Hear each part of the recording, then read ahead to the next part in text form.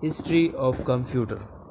From the time human beings started calculation, it has also started inventing such instruments which help in addition subtraction of figure.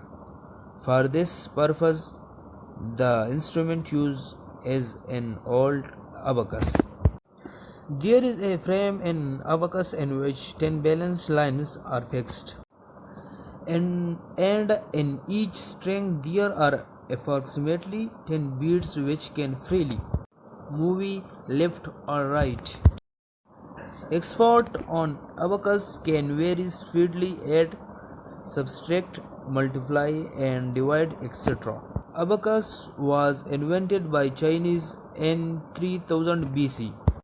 Nowadays, it is also used to teach the children in counting in Middle East.